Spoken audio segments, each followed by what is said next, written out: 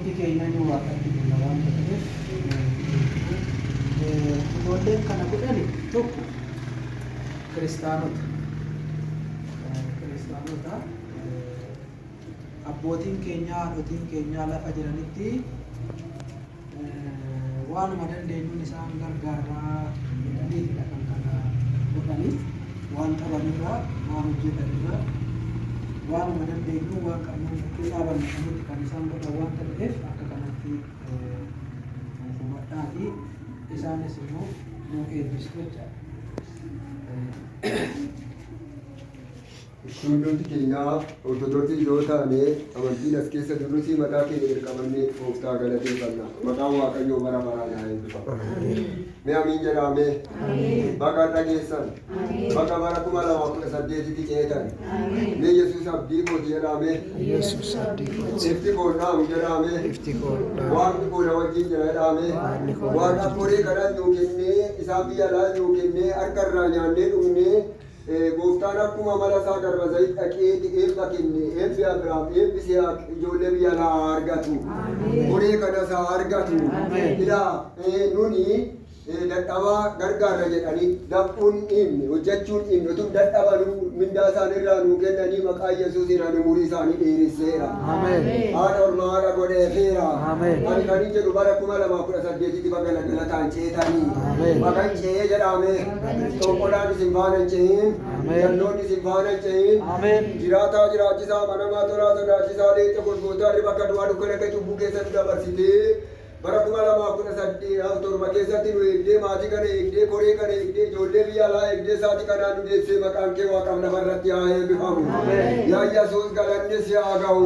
Namni maqaa kee waamee qaanee hin jiru. Yaa Waaqayyo sitti ijoollee kana nuu kaasee maqaan kee haa eebbifamu.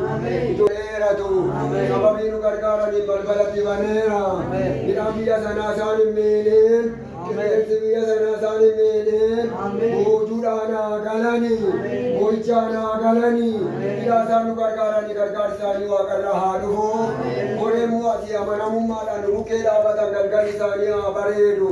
Isaan asii nu gargaaru gargaarsi waaqarraa haa kennamu. Duumessa irraan baajata gadhiiseefiidha. Baajata gadhiiseefiidha. Umuriin isaanii haa bareedu. Galgalli isaanii haa bareedu. Namni rakkataa gargaare ana gargaare gooftaa isaas kun rakkattoonni qabamanii akka keessan hin dachaafatiin haadhanii waan gaarii godhan immoo waan gaarii ta'aaf ijoollee sanaa wanti gaariin haa ta'u. Kan gaa'elaan dhaabne gaa'elaa dhaabbatanii kan mana hin jaallanne jaallatanii haa galanii umurii haa quufanii eebba isaanii akkuma looyitti ol buteera iddoo isaanii ol buteera. Barri kun immoo maatiin asitti kunoo walitti qabame kun immoo yaa Waaqayyo kunoo gooftaa Yesuus Kiristoos kana nyaannee immoo yaa Waaqayyo gooftaa kana eenyatoo hin taane karaa biraas balbala nuufanii umurii keenya nutti hin gabaabseen mee Yesuus na danda'aadhaame Yesuus na danda'aadhaame galgalli manguddoo kanaan badeen ila galgalli gara koree asii nu yaa Waaqayyo nu gaana dadhabanii nu hordofanii bara baraan nyaata naa dhugan jedhanii nuusuusan umurii isaanii haa dheeratu. Dhala isaanii eebbiseera. Namummaa isaanii eebbiseera. Hojii harka isaanii eebbiseera. Sababii isaan asii nu gargaaranii zariin isaanii haa eebbifamu. Nuti immoo kana fudhannee gallee barreeffatoon jenne mootummaa kee akka dhaannuutti nu gargaari. Ammas immoo bara dhuftu akkuma kanatti lubbuu keenya waan hin taane nu najjeesi. Konkolaataadhaan nu najjeesi. Yaa Waaqayyo biyya kanaaf biyya nagaa taasisi. Araara nuu godhi.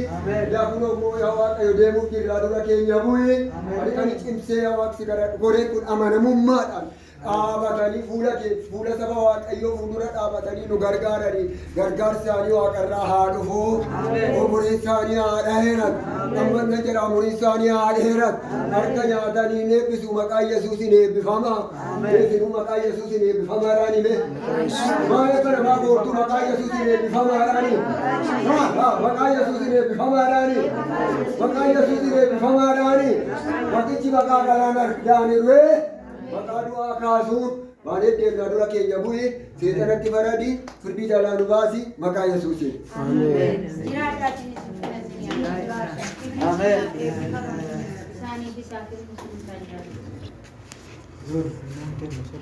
Yeroo isaan achi as dhufanis suura isaanii sirriitti galchi.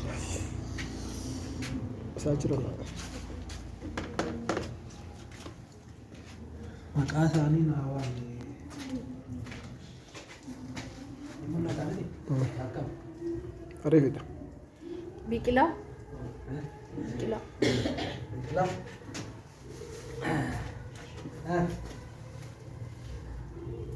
Mul'ata Bakka. miti? Waraabbiidha miti? Suufee. Suufee maazariin ishii sababa as danda'anii sababa hin dhufneefi mucaa isaanii bakka buufatanii kanaaf isaaniif kanan kenna nama dhukkubsatee jira hin danda'anii dhufan wanta ta'eef.